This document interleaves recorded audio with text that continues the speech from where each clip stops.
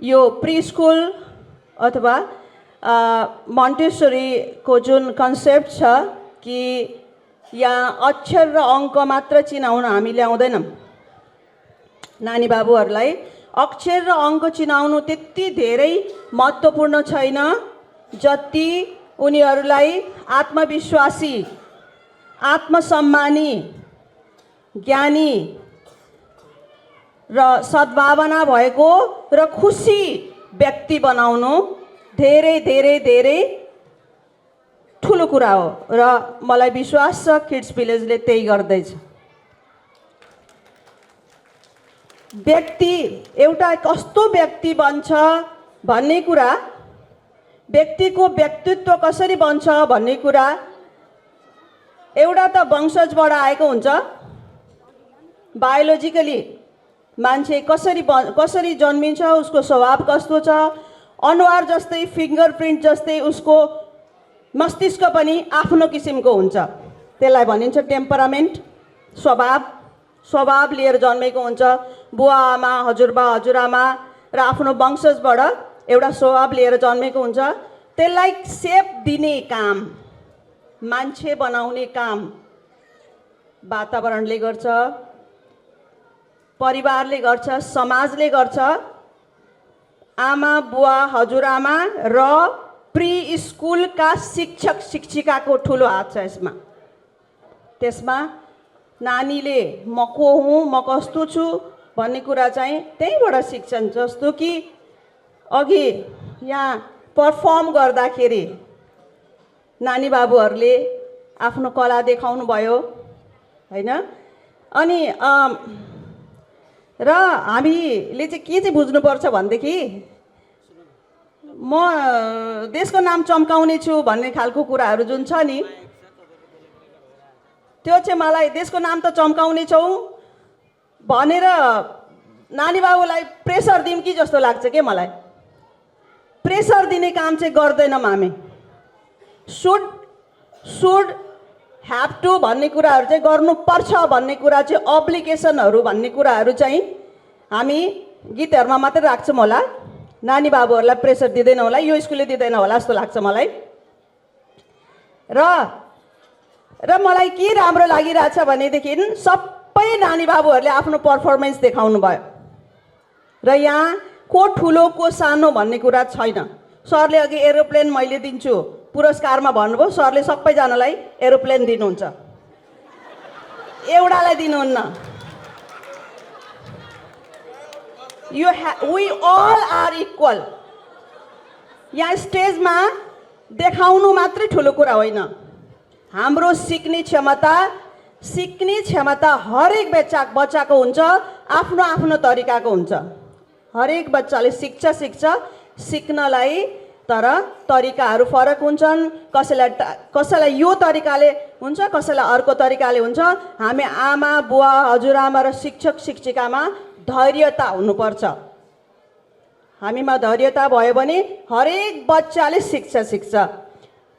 अनि म चाहिँ एउटा साइकोलोजिस्ट अर्चना पोखरेल रिमाल, अनमोल स्पेसल एजुकेसन सेन्टर, जहाँ हामी विशेष किसिमले हाम्रो नानी बाबुहरूलाई सिकाउँछौँ। हाम्रा विशेष नानी बाबुहरूको स्कुल हो जहाँ अटिजम भएका र बौद्धिक अपाङ्गता भएका नानी बाबुहरूलाई हामीले सिकाउने गर्छौँ। र मैले त्यहाँबाट के अनुभव लिएर आएँ भने हरेक बच्चाले सिक्छ।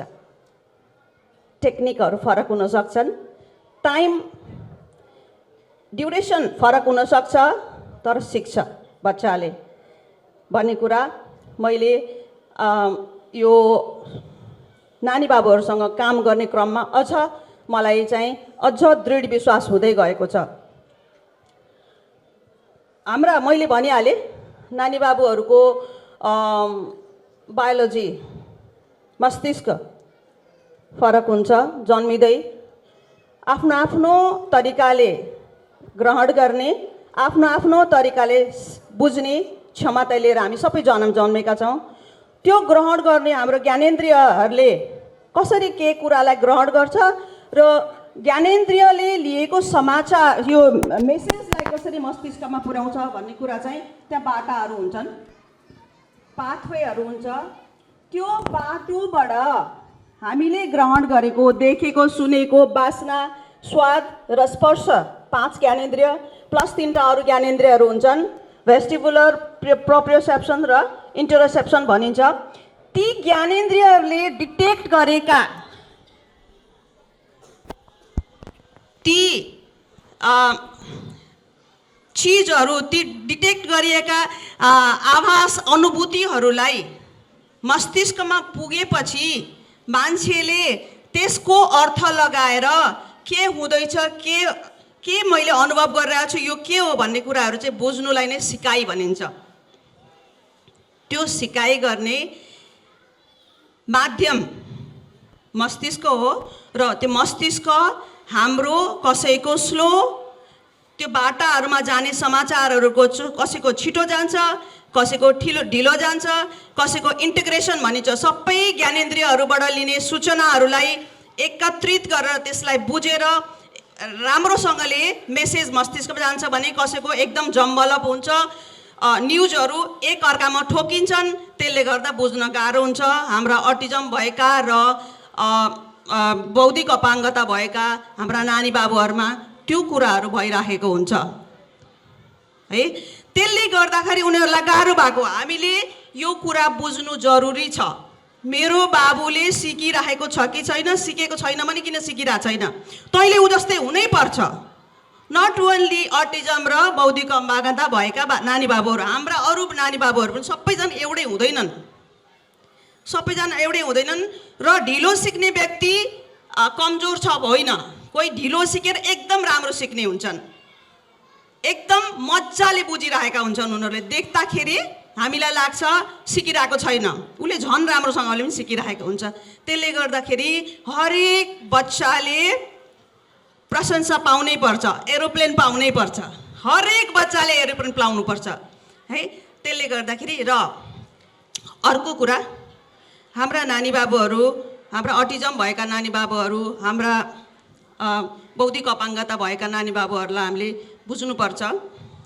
हामीले बुझ्नुपर्छ कि मेरो नानीले 1 वर्षमा 1 शब्द बोलेको छ कि छैन, 2 वर्षमा 2 शब्दको वाक्य बोलेको छ कि छैन, र 3 वर्षमा उसले सेन्टेन्सेसहरूले आफ्नो कुराहरू मागिराखेको छ कि छैन, उसले आँखा जुदाउँछ कि जुदाउँदैन, ऊ साथीहरूसँग खेल्छ कि खेल्दैन, मैले कुरा गर्दाखेरि मलाई हेरेर हाँस्छ कि हाँस्दैन, मैले रिसाउँदाखेरि उसको अनुहारको एक्सप्रेसन चेन्ज हुन्छ कि हुँदैन होइन।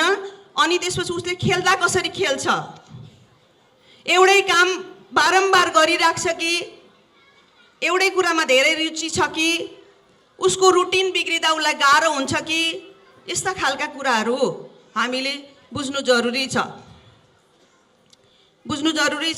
र हामीले बुझेपछि यसलाई स्वीकार गर्नु जरुरी छ।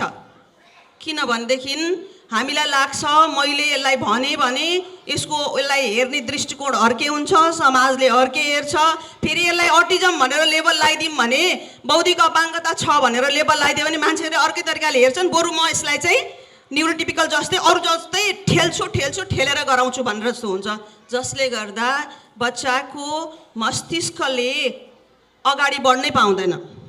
हामीले बुझेको भए त हामी राम्रोसँगले सिकाउन सक्थ्यौँ नि। के भनिन्छ भने अर्ली इन्टरभेन्सन, अर्ली आइडेन्टिफिकेसन र इन्टरभेन्सनले अटिजम भएको भए पनि, बौद्धिक अपाङ्गता भएको भए पनि यदि हामी अर्ली आइडेन्टिफाई गऱ्यौँ भने, छिट्टो बुझ्यौँ, उसलाई उसको अप्ठ्यारोलाई छिट्टो बुझ्यौँ र छिट्टो उसलाई चाहिँ काम सुरु गऱ्यौँ, थेरापी दिन सुरु गरौँ, सिकाउन सुरु गरौँ भनेदेखि बच्चामा भएका, छिट्टो गऱ्यौँ भने बच्चामा भएका ती हामीले देख्दाका कमी कमजोरीहरूलाई हामीले बाहिर निकाल्न सक्छौँ है। त्यसले गर्दाखेरि र यदि ल छैन, मेरो बच्चामा अटिजम छैन रहेछ, मलाई लाग्यो, मलाई अटिजम भयो जस्तो लाग्यो, भयो भने केही पनि बिग्रिँदैन, छैन त छैन, झन् राम्रोसँग सिकाइदिएँ मैले। न्युरोटिपिकल अटिस्टिक छैन, बौद्धिक अपाङ्गता पनि छैन, उसलाई मैले त्यो तरिकाले सिकाएँ भने झन् राम्रो सिक्यो, उसले झन् राम्रो गरी सिक्यो, ऊ झन् जान्ने भयो। छ भनेदेखि त फाइदा झन् धेरै भयो। त्यसले गर्दा प्लिज किनभने हाम्रो यो 2009 सालमा मैले अटिजमको क्लास लिँदाखेरि अटिजमको ज्ञाताहरूले के भन्नुहुन्थ्यो भने अबको संसार अटिस्टिक वर्ल्ड हुन्छ भन्नुहुन्थ्यो उहाँले। हेर्दा रेसियो बढिरहेको छ। मैले यहाँनिर आएर त्यो भन्न खोजेको होइन, हाम्रो समाजमा देखिन्छ भने हामीलाई कता कता लाग्छ भने हामीले त्यसलाई बुझौँ, त्यसलाई हामीले त्यस्तै तरिकाले बुझौँ कि यसलाई चाहिँ इग्नोर गर्न नखोजौँ र हाम्रा नानी बाबुलाई सिकाउन खोजौँ। सिकायो भने सिक्छन्, हरेक बच्चाले सिक्छन् भन्दै र फेरि पनि यो किड्स भिलेज नामै किड्स भिलेज छ। यसको आजको स्वरूप पनि नानी बाबुहरूको गाउँको जस्तो छ। यहाँनिर संस्कृति सिकाइएको छ हैन। मैले भनिहालेँ क ख र 1 2 मात्रै जिन्दगी होइन, यो सबै माहौल बुझ्नु, आफ्नो कल्चर, आफ्नो संस्कृति बुझ्नु, आफ्ना आफन्तलाई बुझ्नु नै मान्छे बनाउनु हो। र मान्छे हुनको लागि खुसी हुनुपर्छ। खुसी हुनको लागि सबै कुरा मिल्नुपर्छ, माया चाहिन्छ। मैले आफ्ना नानी बाबुको पर्फर्मेन्सलाई ध्यान नदिनु होला, उनीहरूको खुसीलाई ध्यान दिनु होला। सबै अभिभावकहरूले, आमाले, बुवाले, हजुरआमा हजुरबाले र शिक्षक वर्गले, प्रिन्सिपल सरले एकदम राम्रो काम गर्नुपर्छ। Thank you so much. हजुरहरू सबैलाई नमस्कार।